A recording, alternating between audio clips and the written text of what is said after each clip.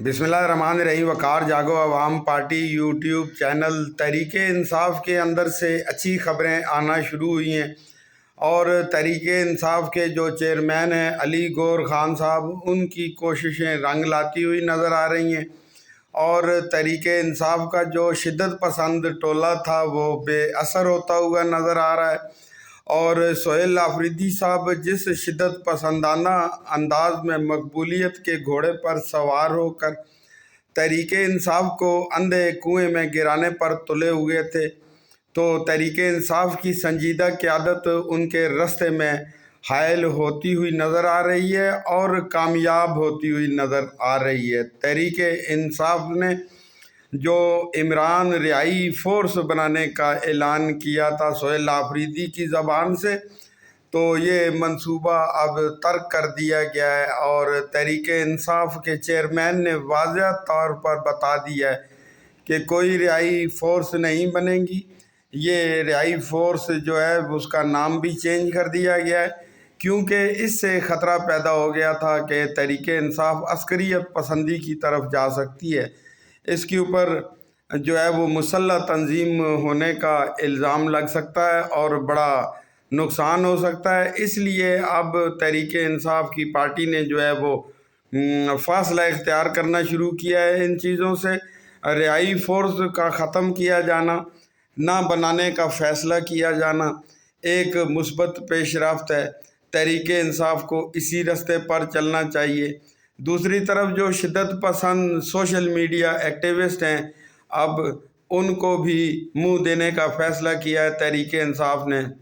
गो के तमाम शिद्दत पसंदों को बाजी अलीमा की हमायत हासिल है, लेकिन अब तहरीक इंसाफ बाजी अलीमा के प्रेशर में भी आने के लिए तैयार नहीं है। तो ये एक मुस्बत हिकमत अमली है जो तहरीक इंसाफ को मज़ीद नुकसानात से बचा सकती है।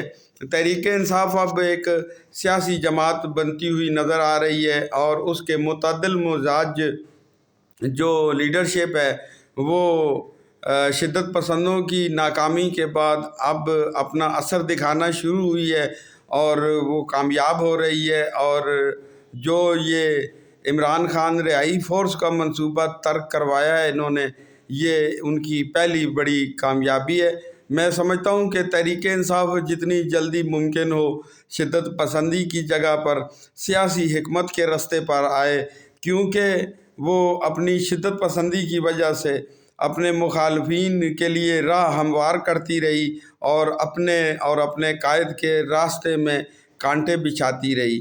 तो शिद्दत पसंदी से जब जुल्फ़िकार अली के साहबजादे मुर्तज़ा भुट्टो और शाहनवाज़ भुट्टो को कुछ हासिल नहीं हुआ, तो इस जदीद दौर में जब फ़ोर्स और रियासती इदारे पहले से ज़्यादा मुनज़्ज़म, मज़बूत और ताकतवर हैं, तो अब कोई शिद्दत पसंदी से उनको कैसे शिकस्त दे सकता है।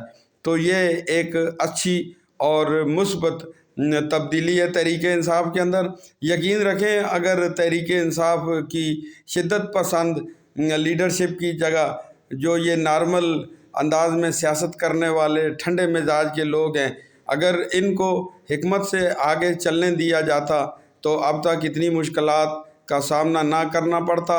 लेकिन बहरहाल देर आयद दुरुस्त आयद, तहरीक इंसाफ ने जो फ़ैसला किया है फ़ोर्स ख़त्म करने का, फ़ोर्स ना बनाने का, तो ये एक बहुत अच्छी पेशरफ्त है तहरीक इंसाफ के लिए, पाकिस्तान के लिए और पाकिस्तान की सियासत के लिए। दूसरी तरफ अब इमरान खान की आंख के बाद उनकी ज़ौजा बुशरा बीबी की आंख का मसला सामने आया है।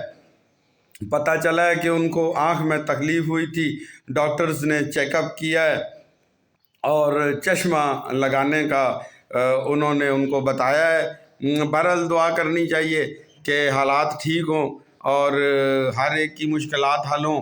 कैदियों को इलाज की जो सहूलत हुकूमत की तरफ से दी जा रही है, ये उनका हक है और उनको मेडिकल फैसिलिटी दी जानी चाहिए और तहरीक इंसाफ को जल्द अज जल्द जो है वो अपने बिहेवियर को नॉर्मल कर लेना चाहिए।